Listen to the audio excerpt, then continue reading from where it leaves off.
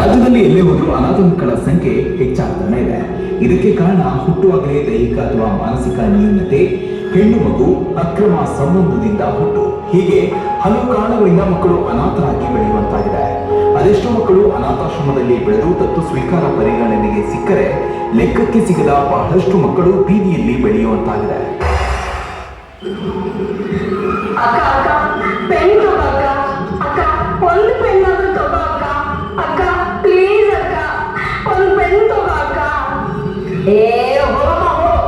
ಬೆಳಗ್ಗೆ ಕೆಲಸಕ್ಕೆ ಬರ್ತೀರಾ ಮೇಡಮ್?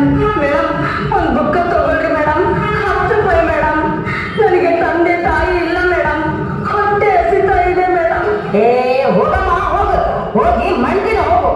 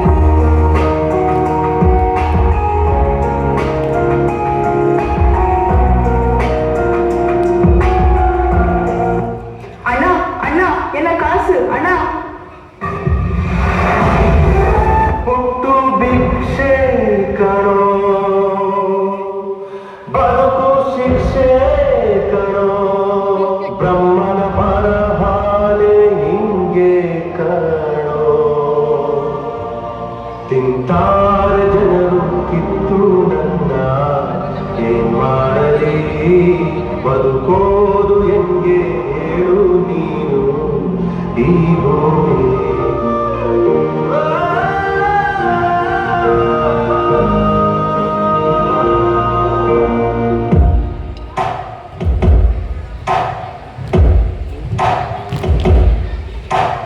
ದೇವರೇ ನೀನು ವಿಳಾಸ ಬೇಕಾಗಿದೆ, ಆಗಿರು ಅನ್ಯಾಯಕ್ಕೆ ದುರಂದನು ನೀಡೋದಿದೆ.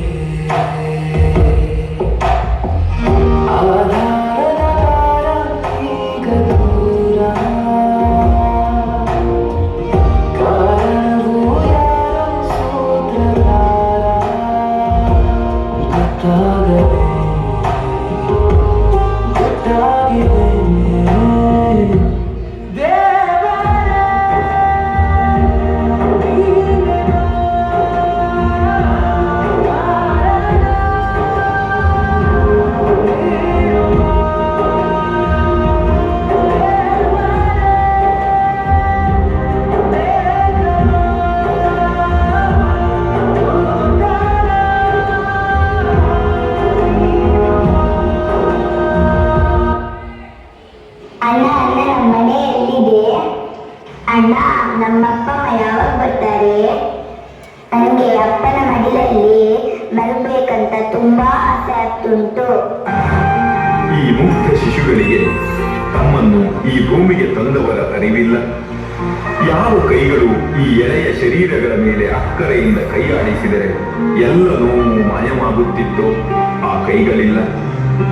ಯಾರ ಕಿರುಬೆರಳು ಹಿಡಿದು ಮೊದಲ ಹೆಜ್ಜೆ ಇರಿಸಬೇಕಿತ್ತು ಆ ತಾಯಿ ಯಾರೆಂದೇ ಇವರಿಗೆ ಗೊತ್ತಿಲ್ಲ.